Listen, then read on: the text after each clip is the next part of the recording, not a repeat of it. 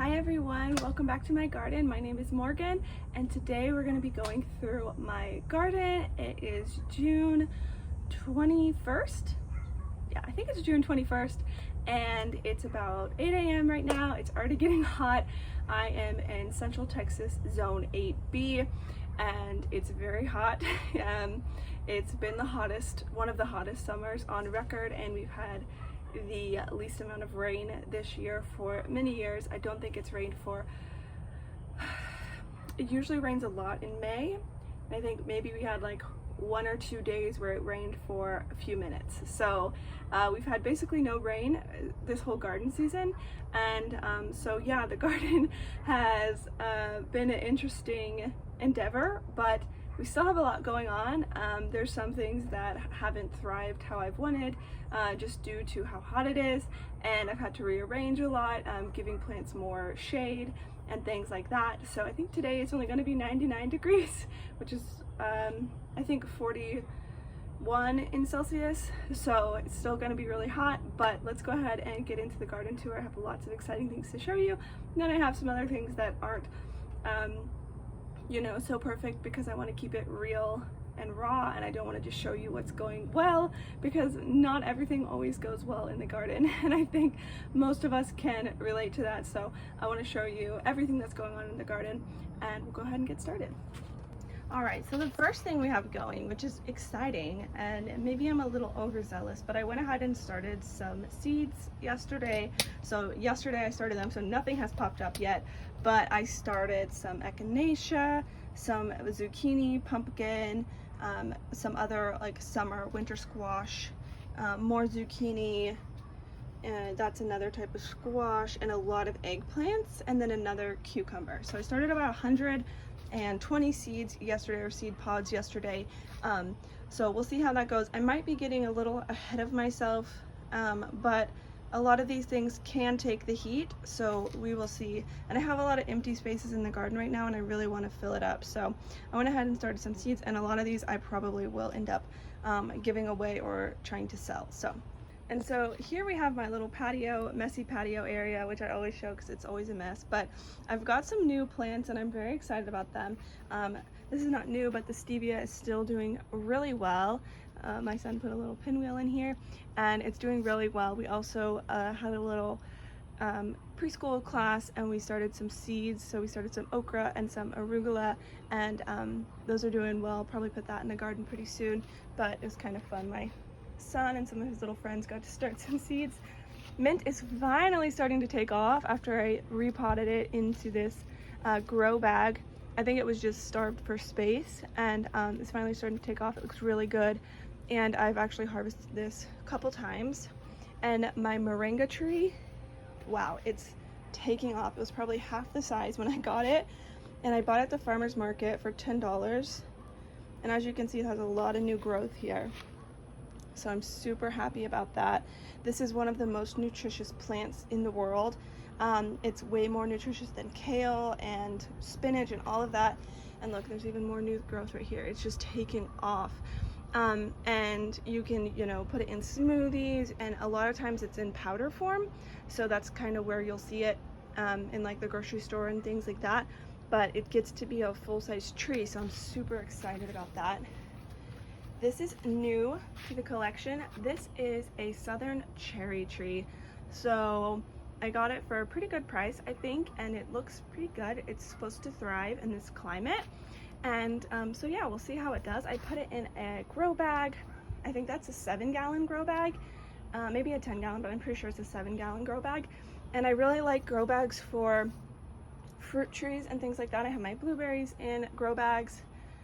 And I have a lot of other things in grow bags that I like to move around, because sometimes, you know, those things need a little more shade when it's really hot. So yeah, I'm excited about that. And then lastly over here, my ginger that I grew from some old ginger, and it seems to be doing pretty well. Some of the leaves are starting to yellow, and I'm wondering if maybe I'm overwatering it a little, because this is a plastic pot. And I tend to overwater plastic pots because I'm so used to watering these grow bags, which the water just dissipates so fast from these. So I'm thinking I might be overwatering this a little, but it's still looking pretty good. If anyone has any tips for that, let me know. And then back there, if you're wondering what this weird bin is, that is my very dirty worm farm. And the worms are doing really well and they're fine in this heat. I've just been trying to keep them. This area is all shaded. This whole area is like semi-shaded. I'll show you. Just back up a little. It's like a little kind of, I don't know, covered porch. So this area does get sun. Like as you can see, it's getting sun right now, but it's a lot cooler in the afternoon than the rest of the garden. And I've got a couple other new plants as well. I got an avocado tree, which the first day I got it, I stuck it right in the sun and it unfortunately got a little burnt by the sun. So now it's in a more shady spot, but it seems to be doing well. Since then it's putting on new growth, which is good. And then this is very exciting and new, is a loquat tree. And I've been wanting one of these for so long. I almost ordered one online for over $100 and I think it was gonna be much smaller than this. And then I found this at a local nursery for $35. So I'm super excited. The same thing happened. It actually already had some of this leaf fern when I picked it up. And I'm hoping it's gonna be okay because it has some of these spots. But I'm planning on pruning this tree so it will look a lot better. And I have a question for you guys. If you know, this tree has this kind of like this one. This is what I'm concerned about. And I'm considering chopping it off because it looks really, it doesn't look good, but I don't want to put the tree in shock. But from what I've read, you can pretty heavily prune loquat trees. So if anyone has any experience with that, let me know if I can just trim that off. It's a pretty decent sized branch, but I'm wondering if it's just like, I would rather it be like a tree, be like one kind of stalk than this kind of wild bush. So let me know, but I'm really excited for that because I know it can become a really productive fruit tree. And once we have our own property, I can put that in the ground because those trees do well here in this climate. All right, so speaking of fruit trees, my husband bought me this lemon tree for Mother's Day. It's a Meyer lemon. In the front I have a pink lemon as well, and I usually don't show you guys the front because I really just have two trees out there and like a little flower bed, and I feel kind of awkward filming my front yard. So, but I brought this tree back here today because I'm lazy about watering the front, but it does have a little lemon on it. As you can see, it's super cute. And I'm really excited about this. So one of my goals is to get a lot of fruit trees that I can grow in pots, but that will eventually go into the ground once we have our own property. So I have quite a few fruit trees that I have acquired over the past few years, and like this just makes me so happy because I know it will be fine in the pot for now, but I know that once we get it in the ground, it will just thrive. So if you are a renter or you live in an apartment or something like that, don't feel like you can't grow like fruit trees. You can. They might not be as productive in the pots as they will be once they get in the ground, but it's still a start. And then you can buy smaller trees that are a lot more affordable, rather than buying like big already ready trees that are like $100, $200 or even more. Sometimes fruit trees are very expensive, or trees in general. But if you buy them when they're small, like I got my avocado tree for $10, same with the cherry. I got this, I think my husband paid like $20 for this. So you can get trees a lot cheaper when they're smaller, and just, you know, keep them, take care of them for a few years until you are able to get into a house, if that's your goal. And then they'll be big and ready to produce. So that's kind of my goal and why I'm buying so many of these fruit trees, right? All right, and then we have some okra in a grow bag, which is doing really well.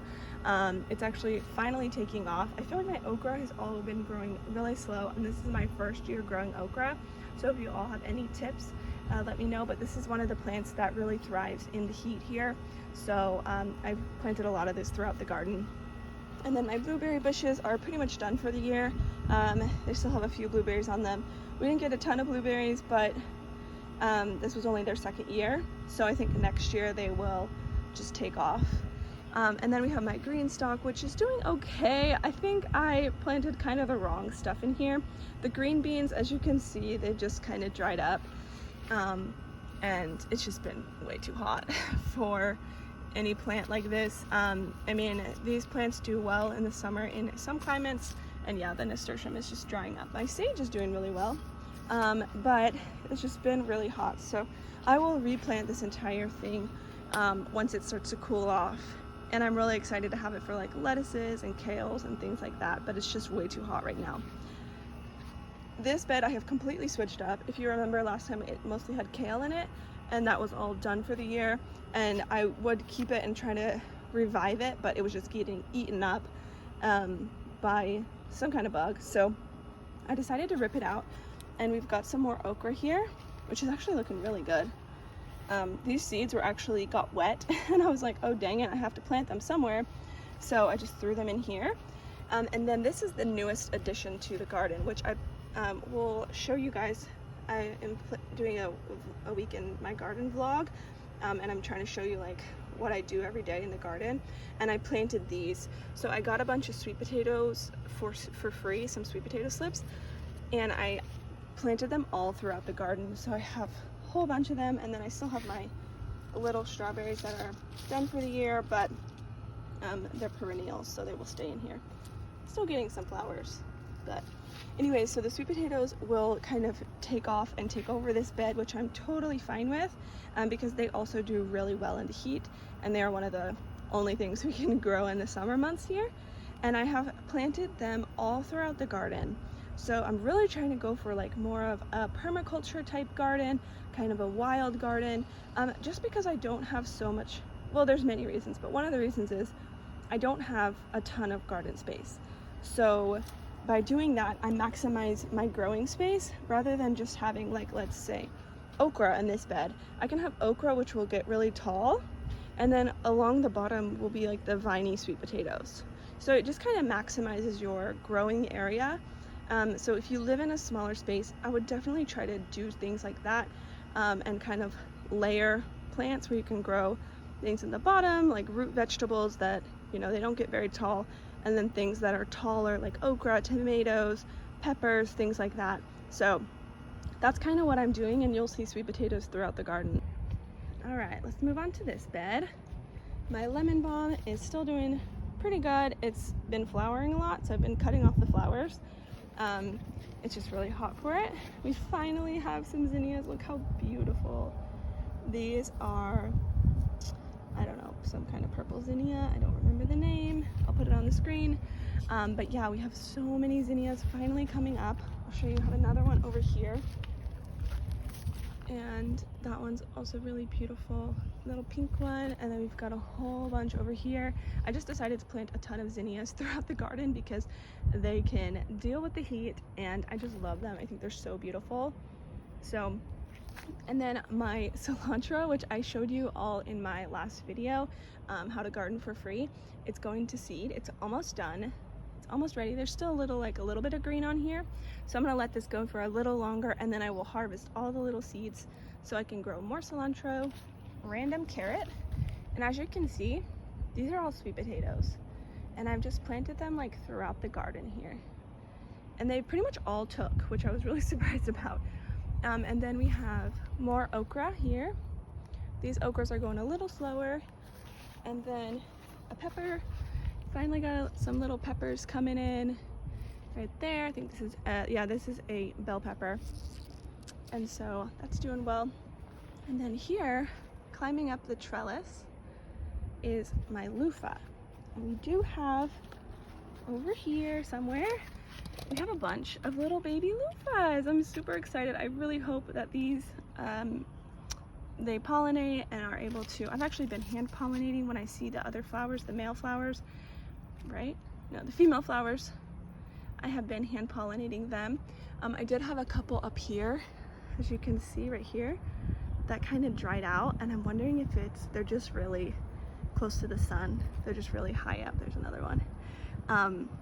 Or if they didn't get pollinated. I did hand pollinate these, so maybe I just didn't do a great job or missed the window, but we've got a lot more babies on here, so I'm excited about that.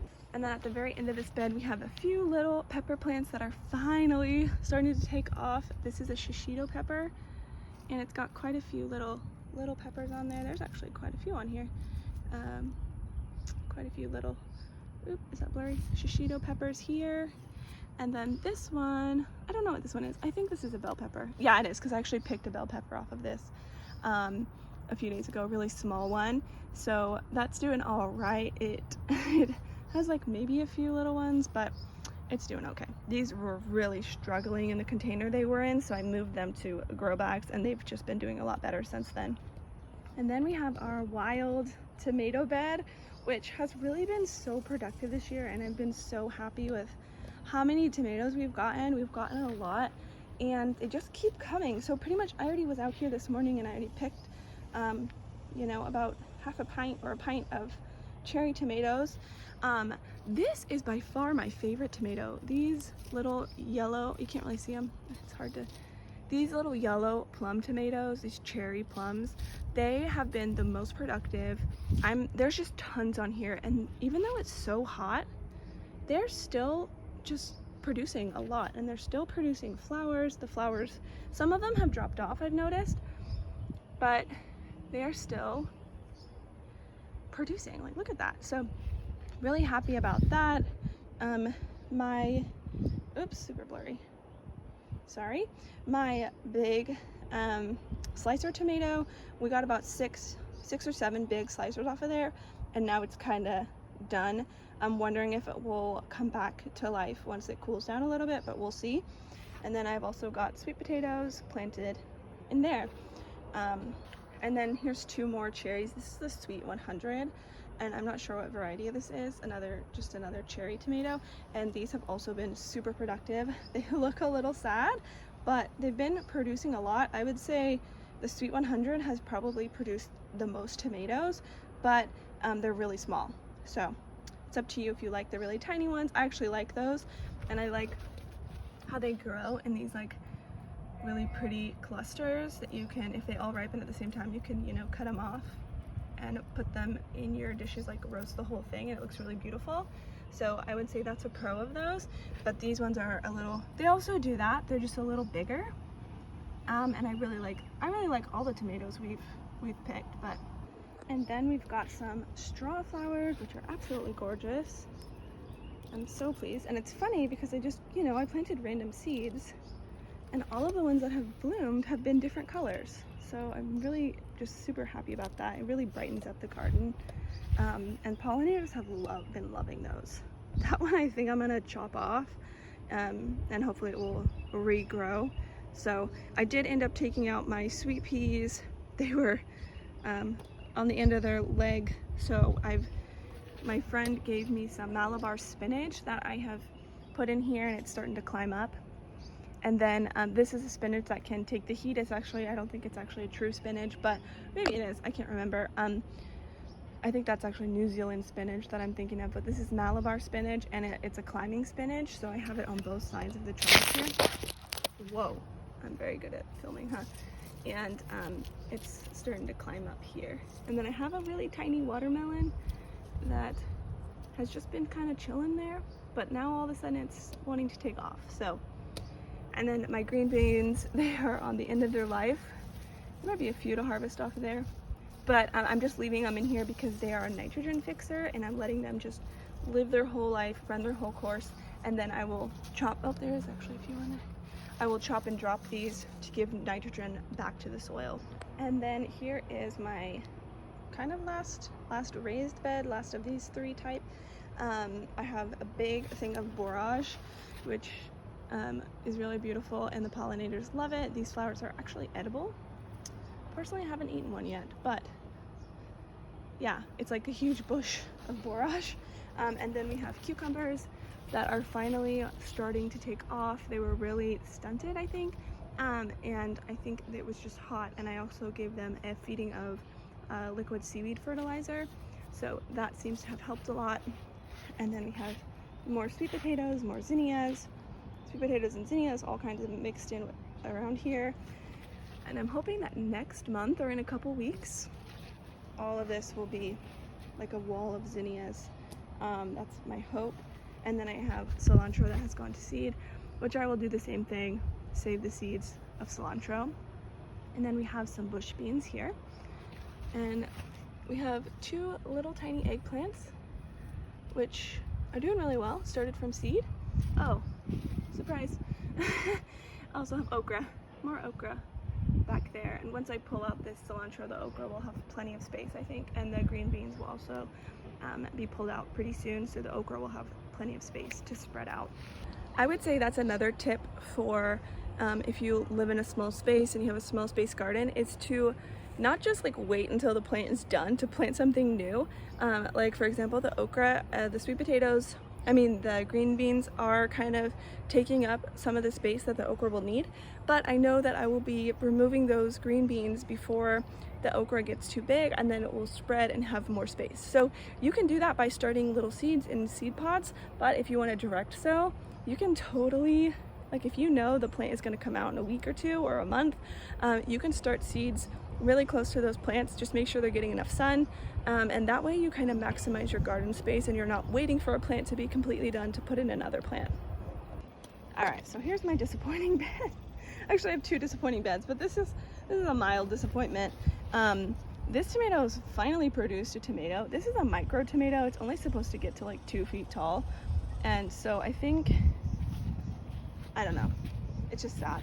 I think, I'm not gonna lie, I think this soil that I bought for this bed was either contaminated or just not good at all. I mixed compost and soil in this bed, so I'm not really sure what's going on.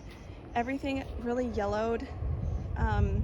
All the tomatoes just got really leggy, and they were definitely in a sunny spot. Like, it wasn't because they didn't get enough sun.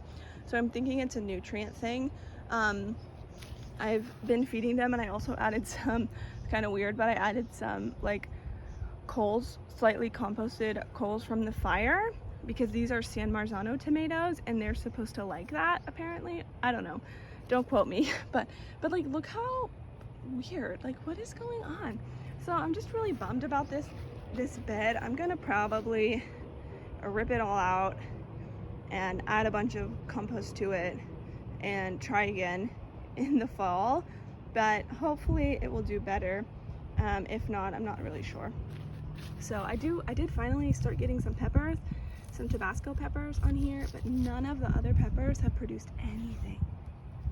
And I'm just really surprised. And even the flowers, like these flowers I bought, these marigolds, and in the back garden bed, they went crazy. And then in these, they just kind of dried up. So like, look at this one. So there must be some kind of nutrient deficiency in this soil, and I just need to figure it out. So it's kind of sad. I might get a soil test just out of curiosity, but I'm not like super invested in this bed. So anyways, that's like my real life gardening, this very sad bed. I was really looking forward to this because I thought it was going to be super bushy with all the tomatoes in the back and then have the shorter peppers, but anyways, it's fine. You live and you learn. And then this mess back here, we've got a couple grow bag tomatoes that look super sad, but have been extremely productive. Like, look at this. Tons of tomatoes on here. Just wild amounts of tomatoes, like crazy. And they've tasted really good. So I think they might have had some kind of like curly leaf virus, or they might have some kind of curly leaf virus, which is why they're away from all the other tomatoes. Because you have a lot of dry leaves, but a lot of tomatoes on there. So I just picked off all the red ones this morning, but yeah. So I really like grow bags for growing tomatoes. You do have to make sure to water them enough, but I would say overall I do like grow bags for tomatoes. All right, so heading back to the back garden bed, here is my major disappointment. So my son and I, we went to visit some family for like 5 days, and the day we left, my husband was gonna water everything for me, and he did, but but the day we left, he calls me and he's like, something's like wrong in your garden. And I'm like, what's wrong, you know? And he's like, something ate everything. And I was like, what are you talking about? So something really came out here. I had a watermelon, I had a baby watermelon. I was so excited about it. I had, my zucchinis were struggling because of the squash vine borers, but this bed was like crazy full of marigolds. Like, I mean, everywhere was marigolds and watermelon vines. It was really pretty, and I was like so excited. I was so proud of it, and something legit ate it all. So yeah, this is like the pit of despair here. Look at this. Look at this. This was a huge marigold, and they just ate it to the stump. Like all the, like, they, look at that. They just ate it up. The watermelon, completely gone. It was right here, and it vined out everywhere. There was also a watermelon right here, and it had vines going everywhere. And yeah, it just ate all of it. And my zucchinis are finally, like, for sure dying. They had squash vine borers, and I was trying to keep them alive. So yeah, that's super depressing. That's another reason I went ahead and started a bunch more seeds, because this bed is empty right now. So like, look, it's like, you can't even see, it's like a little stump of a marigold. It's so sad. I did resow some watermelons in here. There's one. I think there was actually one there like yesterday, and something ate it. So something is loving this bed, and if you have any ideas what it might be, I'm thinking it was either a deer or a rabbit. We put up this little fence, but not to keep animals out. It was because they mowed back here. My landlords mowed back here, and so I didn't want them to mow over my garden. But I'm wondering if because they mowed, the little critters didn't have anything to eat anymore. So I'm wondering if they mowed, like they mowed everything. This was like full of wildflowers, but it was actually all pretty much dead. So I wasn't like super upset about them mowing, because there was a ton of poison ivy out here, and also a ton of like dead, just everything was dead, like the flowers were done. I'm happy they didn't mow like right during wildflower season, because I would have probably been more upset about that. But it was like about waist high in grass, so I'm glad they mowed. But I'm wondering if because they mowed, those little critters didn't have another food source like flowers, so they just came and ate mine. So it's a huge bummer, but you know, it happens. And I know like we don't really have any kind of deer or anything, or squirrels right now in my garden. I know it's a huge issue for people that have squirrels that like steal fruit and stuff, because they want the water. But since my dog is like outside a lot, she loves to be outside, I think she scares the squirrels away. And then we also have a bird feeder that I think keeps the birds eating that instead of eating my produce and my flowers and things. I have seen birds like pick at my stuff, but very rarely. So I guess I can't complain too much. I haven't had too many losses, but it's still kind of shocking. And it wasn't like they just ate one plant, they ate like everything. And I was just like, wow, kind of shocked. But you know, that's gardening. So that's why I started a lot of seedlings, so that hopefully I can get them out here. And I'm also just thinking about doing like a whole bed of sunflowers out here, just because it's like out in the back anyways. So what I might do today is like rip that last zucchini out and just plant a bunch of sunflower seeds, because I have a whole bunch that my dad gave me. But anyways, yeah. So that is my garden tour for today. I hope you all enjoyed it, and I would love to know what you're growing in the garden. Hopefully next month we'll have some more things to show you. I'm hoping that the zinnias will go crazy, and the okra and things like that. But I'm super excited about fall gardening. I'm not gonna lie, I'm kind of already over summer.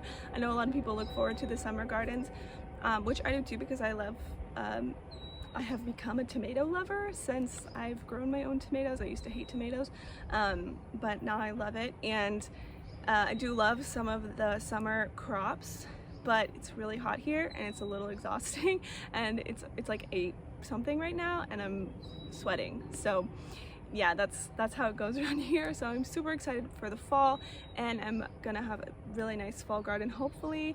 And yeah, that's what I'm growing in the garden right now. I hope you enjoyed the garden tour. I would love to know what you're growing. I think I already said that.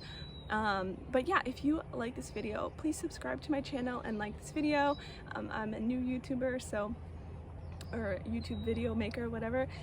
So I would love it if you follow along on my gardening journey as like a normal gardener that doesn't have like all the resources to have like a perfect garden, and also just to see how my garden changes as, you know, I learn new things and share them with you. And yeah, so that's all. I will stop rambling now. I hope you have a great day, and see you in the next video.